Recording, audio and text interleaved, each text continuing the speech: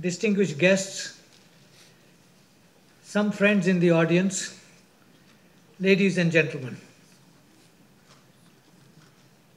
I am happy to be here today for the inauguration of the International Relations Conference on India and Development Partners in Asia and Africa towards a New Paradigm, organized by the Symbiosis University with the support of the Ministry of External Affairs, New Delhi.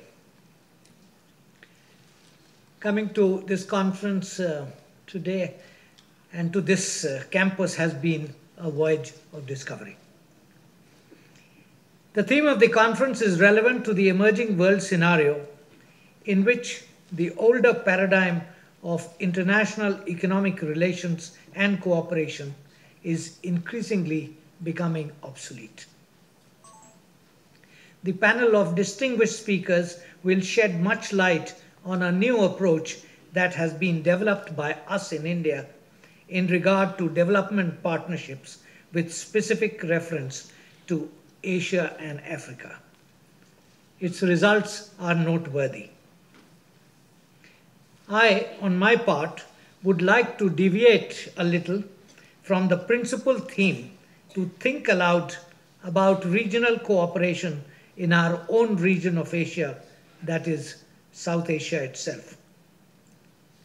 My reason for doing so is to address the apparent paradox of prospering regionalism in most parts of the world and its minuscule presence in our immediate neighborhood.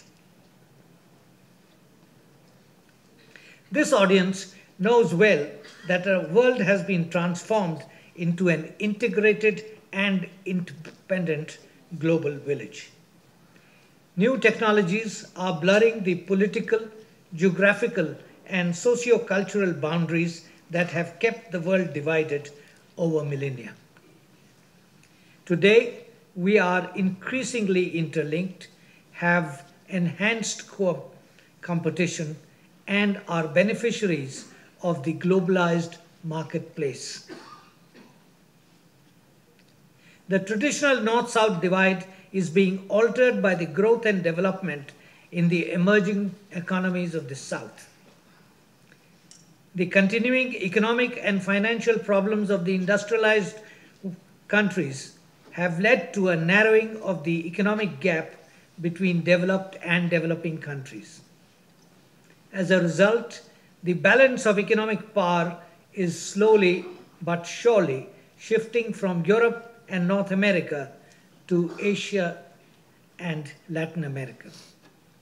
Africa's growth performance has also improved hugely since the start of the 21st century.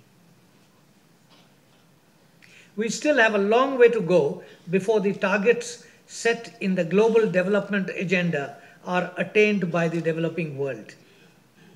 We also need to develop an international consensus on the post-2015 development agenda and its realization.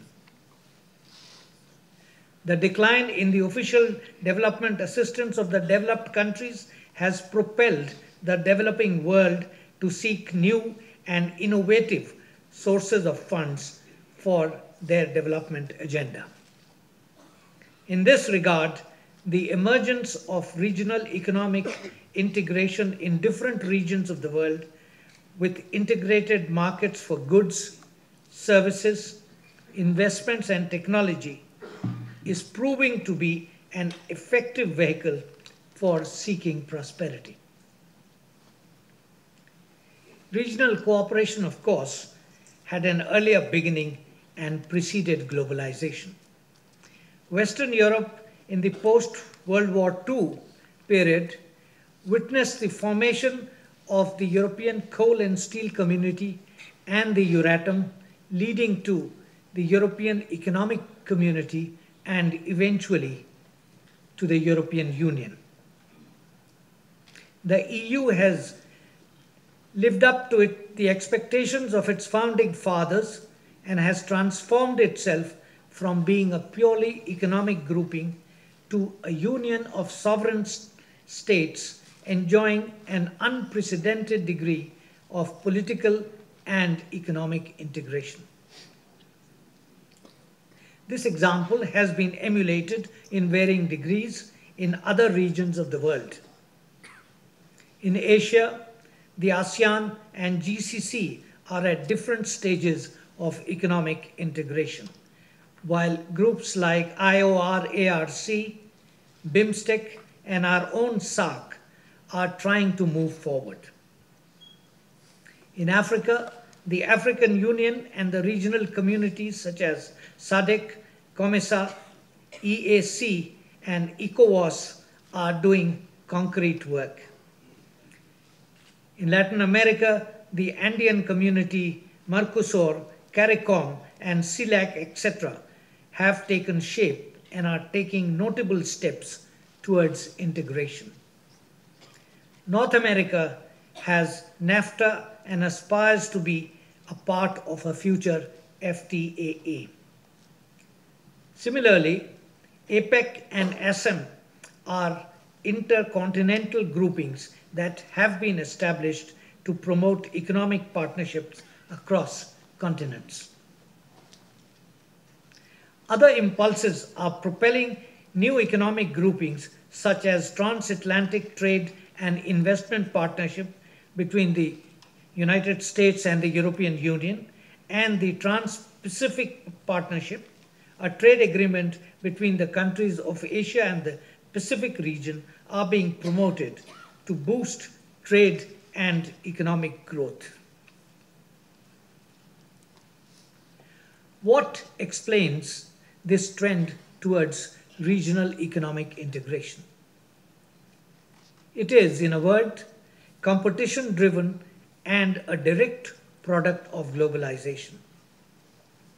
Economists explain its benefits in terms of economies of scale, increased local supply capacity, improved access to markets, enhanced foreign investment, integrated or harmonized treatment of trans-border trade issues, and better management of shared natural resources. Most regions of the world are endowed with their own physical, economic, and political geography, which poses challenges to economic development. In some, political borders are not aligned with economic and natural resources. National economies and populations, on the other hand, are generally small and have poor connective infrastructure. Regional integration and cooperation offers the means to overcome these obstacles and to be competitive in the global marketplace. Empirical evidence suggests that it also leads to dispute settlement mechanisms, to greater people-to-people contacts, and to better political relations between the involved countries. Examples of this are to be seen in ASEAN, the African Union, GCC, and some of the Latin American regional groupings. The one exception to this trend is South Asia. It brings forth three questions. One, why has regionalism failed to take off in South Asia? Two, what is the opportunity cost of this failure? And three, what is the corrective?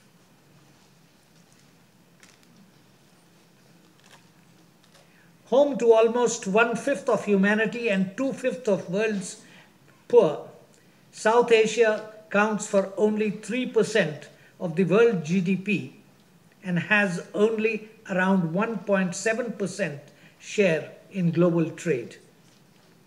It is confronted with major developmental challenges of poverty, inequality, illiteracy, disease, hunger, and homelessness.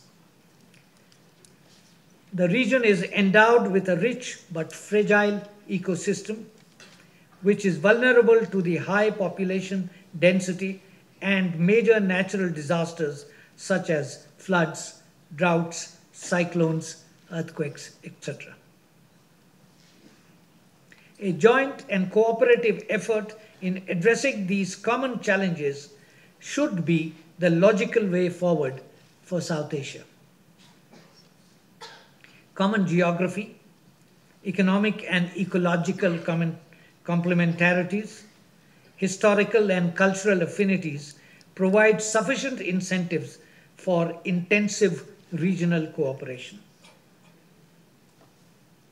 India's large and growing economy offers to states of the region a profitable destination for their exports and a competitive source for their imports, investments, and technology. A recent IMF study found that the spillover effects of India's increased growth to other SAARC countries were positive. An even greater incentive for enhanced regional cooperation is the management of natural resources such as water, which in turn can help in addressing issues of energy and water deficit and tackle natural calamities such as floods and droughts. A cooperative framework for these would prevent potential political disputes arising out of these.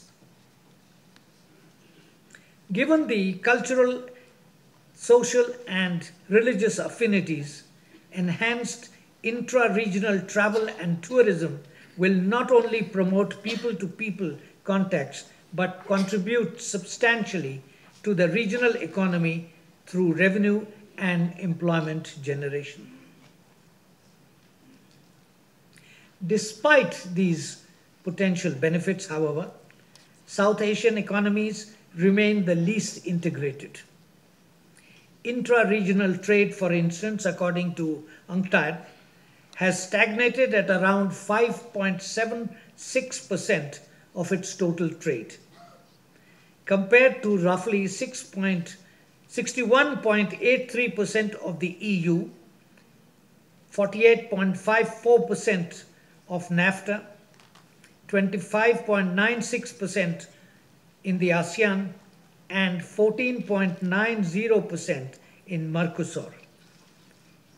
Even in sub-Saharan Africa, with poor transport and telecommunication infrastructure, it scores over South Asia, with over 10% of its trade being intra-regional.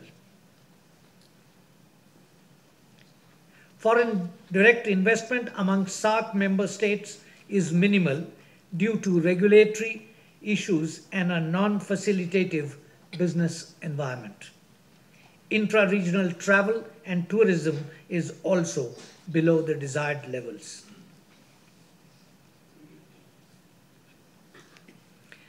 Friends, as most of you would know, the South Asian Association for Regional Cooperation was set up in 1985. Progress towards its stated objective has been tardy. A telling comment on its work was made by Prime Minister Manmohan Singh at the 16th SAARC Summit in April 2010, and I quote, "We have created institutions for regional cooperation, but we have not yet empowered them adequately to enable them to be more proactive. The challenge before us is to translate institutions into activities, conventions into programs, official statements into popular sentiments. Declarations at summits and official level meetings do not amount to regional cooperation or integration. Regional cooperation should enable freer movement of people, of goods, services, and ideas. It should help us rediscover our shared heritage and build a common future. The 21st century cannot be an Asian century unless South Asia marches together." End of quote. Analysts have attributed reasons for immobility and low levels of intra-regional trade. These are: 1. disparity in size between India and its neighbors, with India accounting for 4/5 of the regional GDP by value. 2. Weak port and transport infrastructure. 3. Difficult business environment. 4. Apprehension of being swamped by Indian business interests and resultant damage to local industries. 5. Persistence of high levels of overall protection. 6. Restrictive rules of origin and destination. 7. Lack of coverage and commitment in the merchandise trade agreements. And 8. Persistence of negative list category as an impediment to free trade.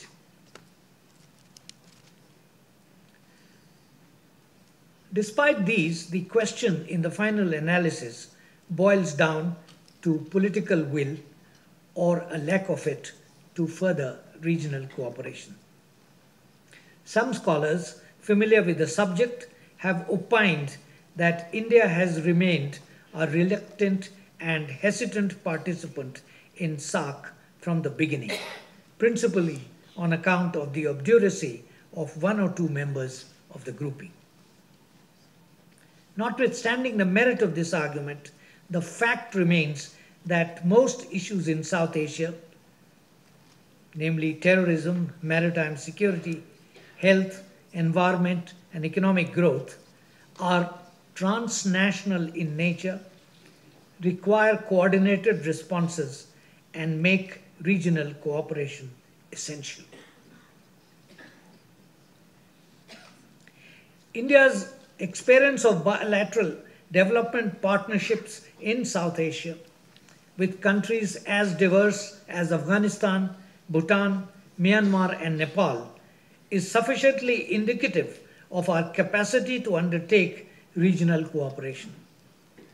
In such an endeavor, the immediate or shorter-term commercial, foreign policy, and strategic interests must be balanced with our longer-term objective of becoming a regional and global actor of relevance and significance in a fast-changing world. It follows that an attitude of neglect or immobility on our immediate neighborhood will not enhance our capacity and may deny us options. Global observers have also noted our policy approach of developing cooperation with other regional organizations in and around Asia and have contrasted it with our studied neglect of SAARC. Some years back, former Prime Minister I.K. Gujral had posed a question: how to reposition South Asia as a community in the changing Asian and global context. He had observed that no member of SAARC can afford to make national security and national interest parameters narrow and ever shrinking, adding that we must enlarge the scope of our functional relations, widen the scope of our operations, create a huge space for positive interaction and sustained benefit sharing. It is evident that longer-term policy options and initiatives have to be a judicious mix of vision and realism. The vision for India is of a major emerging power working for a more equitable, peaceful, and cooperative world order in which all nations would reap the fruits of development. Realism, on the other hand, necessitates that we strike the right balance in the hierarchy of our national interests. One ingredient of this hierarchy is a peaceful neighborhood.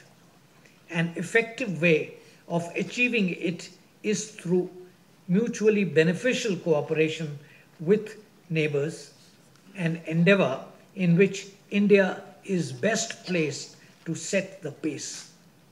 Immobility, however, is not a desirable option. I wish the conference all success and I thank the organizers for inviting me today. Jai Hind.